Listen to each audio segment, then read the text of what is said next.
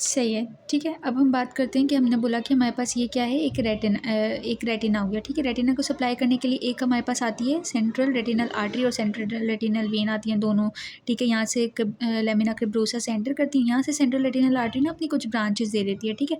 अब अगर ये ब्रांच है तो ये किसको सप्लाई करेगी, इस पर्टिकुलर एरिया को सप्लाई करेगी, ठीक है। अगर हमारे पास ऑक्लूजन इस जगह आ जाती है, यानी वेन के अंदर यहाँ पे ऑक्लूजन आ जाती है, तो यहाँ पे मसला होगा ना, सारा जो भी हमारे पास लाइक जो ब्लड होगा वो यहाँ पर रुक जाएगा ना, आगे यहाँ से वो वेन तो लेकर जाने का काम था ना, वो नहीं लेकर जा पाएगी, ठीक है। और अगर हमारे पास ब्रांच में यहाँ मसला होगा तो यहाँ पे पर्टिकुलर एरिया का मसला होगा। अब एक चीज़ होती है हमारे पास हेमी रेटिनल भी होती है, ठीक है। उसका मतलब क्या होता है कि हमारे पास आधे रेटिना में मसला हो गया, आधा रेटिना इज़ ओके ओके, ठीक है। अगर मैंने पीछे कहीं पर भी वेन की जगह आर्टरी कह दिया था, उसके लिए माजरत, ठीक है। फिर हमारे पास क्या होता है, ब्रांच रेटिनल वेन ऑक्लूजन होता है, ठीक है। Branch retinal vein occlusion most common है हमारे पास मोर देन CRVO से, ठीक है।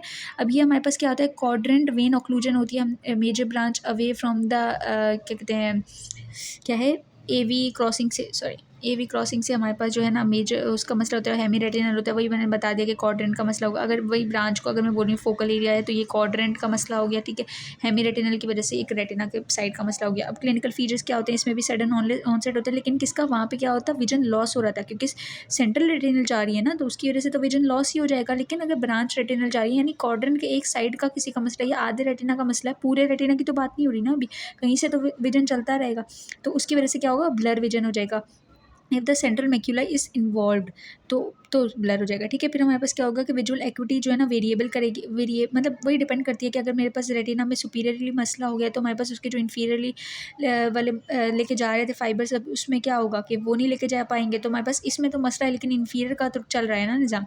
फिर फंडस एग्जामिनेशन पे हमें एडिमा नज़र आता है, हेमरेजेस नज़र आते हैं, जो कि क्या होते हैं, लिमिटेड रहते हैं रेटिनल एरिया पर और ड्रेन होते हैं अफेक्टेड वेन के थ्रू, सही है। फिर हमारे पास क्या होता है, सेकेंडरी ग्लोकोमा होता है, और अगर सेकेंडरी ग्लोकोमा बहुत कम होता है, वहाँ पे हमने किस में पढ़ता है, इस्कीमिया में पढ़ता है, पढ़ा था, ठीक है। फिर प्रोग्नोसिस क्या होता है, रीजनेबली हमारे पास यहाँ पे गुड होता है। अच्छा, ये वाली बात वापस एक दफ़ा पढ़ते हैं कि फंडस एग्जामिनेशन, ठीक है, the oedema and the haemorrhages are limited to the retinal area drained by the affected क्या कहते हैं, वेन, ठीक है। जो वही हमने बोला कि जो अगर हमारे पास अफेक्टेड वेन का मसला होगा तो इसी जगह पे हेमरेजेस होंगे, इसी जगह पे एक्सिडुएट होगा, इसी जगह पे एडिमा होगा, और किसी जगह पे नहीं होगा, ठीक है।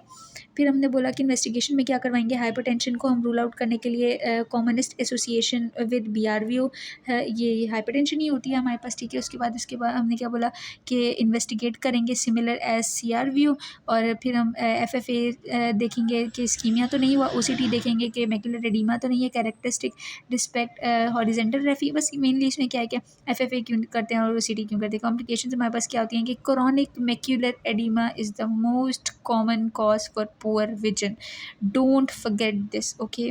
फिर उसके बाद क्या होता है, हमारे पास न्यू वेस्कुलराइजेशन डेवलप हो जाती है 10% केसेस में। वहाँ बताया न्यू वेस्कुलराइजेशन कहाँ डेवलप हुई है, 1 2 3 कहाँ पे हुई थी, स्कीमिक में, ठीक है। फिर हमारे पास ट्रीटमेंट में क्या होता है, ट्रीटमेंट में हम पहले ऑब्जर्व करेंगे अगर 6/9 का हमारे पास विजन है इसका यहाँ पर, ठीक है, क्योंकि यहाँ तो विजुअल एक्विटी में क्या मसला हुआ है, ब्लर हुआ ही है ना, वहाँ पे मसला ज़्यादा हो रहा था हमारे पास उसके साथ, ठीक है। तो यहाँ 6/9 अगर विजुअल एक्विटी है तो better no intervention is required. लेकिन अगर हमारे पास 6/12 हो गई है विजुअल एक्विटी तो हमारे पास क्या होता है, ट्रीटमेंट रिक्वायर होता है। ट्रीटमेंट रिक्वायर में हमारे पास क्या होगा, सबसे पहले तो एंटी विट्रल एंटी VEGF होगा, ठीक है, जो कि क्या होगी, बहुत इफेक्टिव होगी और वाइडली यूज़ होगी फॉर द मैक्यूलर एडिमा और न्यू वेस्कुलराइजेशन, ठीक है। लेज़र फोटोकोगुलेशन, वहाँ पे नॉन स्कीमिक में हमारे पास क्या थी, काउंटर इंडिकेटेड थी ना, लेकिन यहाँ करते हैं।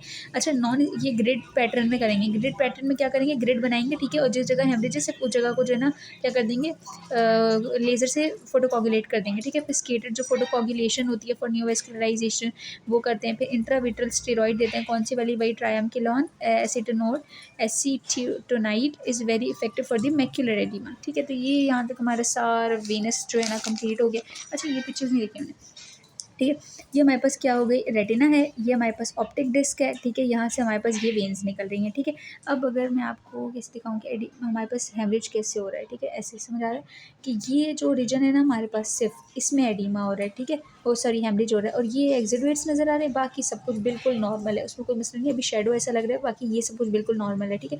तो हमारे पास अगर इतना सा एक जगह का मसला हुआ है तो कौन सा होगा, ब्रांच रेटिनल वेन ऑक्लूजन होगी, ठीक है। लेकिन अगर आधा रेटिना चला गया है, ठीक है, तो कौन सा मसला होगा, हेमी रेटिनल वेन ऑक्लूजन।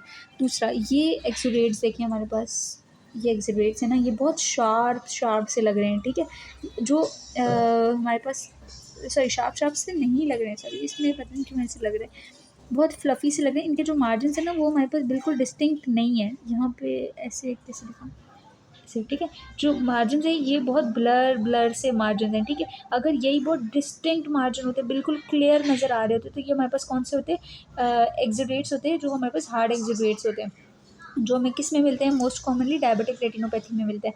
और ये हमारे पास कॉटन गोल्ड स्पॉट्स हैं, जो कि बहुत फ्लफ़ी फ्लफ़ी से होते हैं, डिस्टिंक्ट मार्जिन्स नहीं होते हैं इनके, बहुत ही लाइक ऐसे होता है कि हम कहें बिल्कुल रुओं की तरह,